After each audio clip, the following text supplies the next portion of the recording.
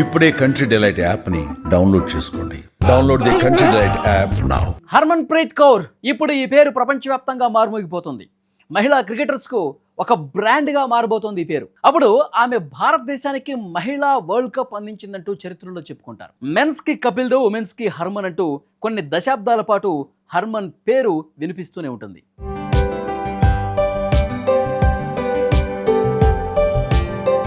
ఒక జట్టు ప్రపంచ కప్ గెలిచినంత మాత్రాన ఈ ఘనతంతా తీసుకెళ్లి కెప్టెన్కే కట్టబెట్టేయలేం.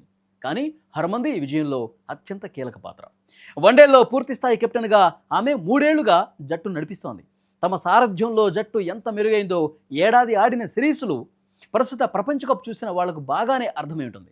ఒకప్పుడు భారత జట్టు ఆట ఎలా ఉండేదో ప్రత్యేకంగా చెప్పాల్సిన పనిలే. 2005లో కేవలం 215 పరుగుల లక్ష్యం నిలిచినా 98 పరుగుల తేడాతో ఓడింది భారత్. 2017 సమయానికి ఆట మెరుగుపడ్డా అప్పుడు 229 పరుగుల లక్ష్యానికి చేరువుగా వెళ్లి త్రుటిలో ఓడింది భారత్. కానీ ప్రస్తుత ప్రపంచ కప్లో అత్యధిక స్కోరు ఘనత భారత్దే. ఆస్ట్రేలియా లాంటి మేటి జట్టుపై ఏకంగా 339 పరుగుల ఛేదనతో ప్రపంచ రికార్డు క్రియేట్ చేసింది ఇండియా. భారత ఆట తీరు, దృక్పథం ఎంతగా మారిందో చెప్పడానికి ఇంతకంటే రుజువేం కావాలి.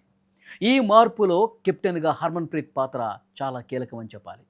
ఇక ఓ జాతీయ జట్టుకు కెప్టెన్ అంటే ఎంత ఒత్తిడి ఉంటుందో చెప్పాల్సిన పని లేదు. ఆమె తీసుకునే కొన్ని నిర్ణయాలు కొందరికి వ్యతిరేకంగా కూడా అనిపించవచ్చు. అయినా తప్పదు. రేపటి గెలుపు కోసం నేడు కొన్ని కఠిన నిర్ణయాలు తీసుకోవాల్సి ఉంటుంది. అలాంటి నిర్ణయాల్లో హర్మన్ సక్సెస్ అయిందని చెప్పాలి.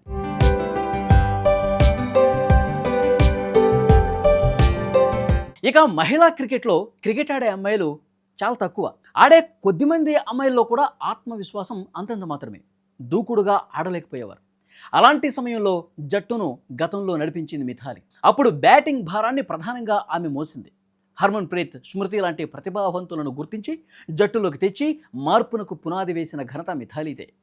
కానీ మొత్తంగా మహిళల క్రికెట్లో వేగం, పోటీ పెరిగిన దశలో జట్టును మరో స్థాయికి తీసుకెళ్ళటానికి ఒక దూకుడైన కెప్టెన్ అవసరమైంది.